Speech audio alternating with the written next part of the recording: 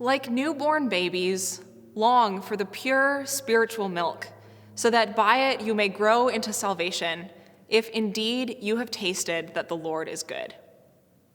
These words begin this morning's text brought to us by the Apostle Peter.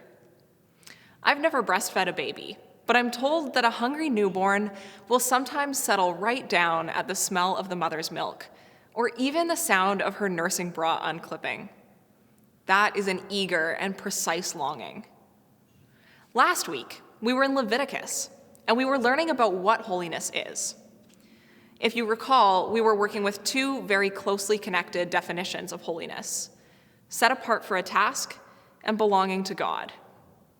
In our Leviticus text, we talked about how reaching for holiness is really a reflection of the goodness of God and how we allow that goodness to enter into our lives. Today's text from 1 Peter gives us a new entry into holiness, reminding us that it matters what we take in and reminding us of who we are. We've probably all been told at some point that it matters what we consume. People diagnosed with celiac disease are told they can't eat wheat anymore.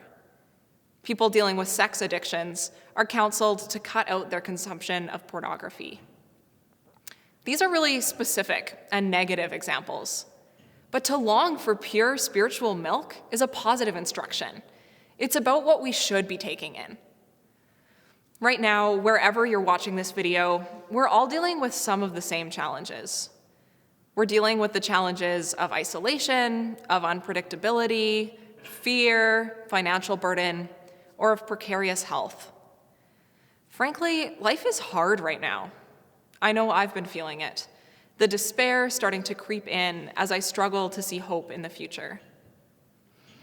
A few weeks ago, my dad sent me a link to a photo album, which he called "See the Little Things."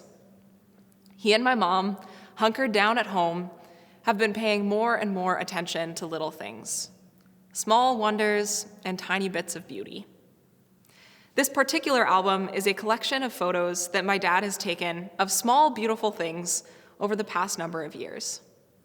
He shared it with me and a few others in hopes that taking in something beautiful could help us say no to despair. This is a hard task, resisting despair. Easier for some and harder for others, certainly.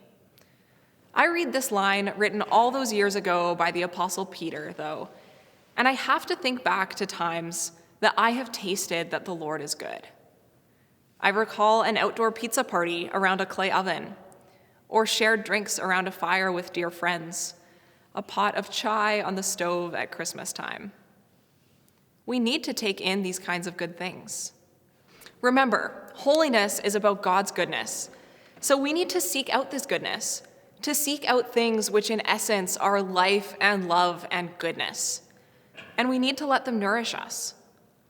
The other part of holiness, of course, is being set apart for a task, and this text gives it to us directly. Verse 9 tells us that we are a chosen people, a royal priesthood. We are chosen, set apart. And for what purpose? To proclaim the mighty acts of him who called you out of darkness and into his marvelous light. What are the acts of God's goodness that you have witnessed? How might you proclaim them? We do not only belong to God so that we ourselves might be nourished.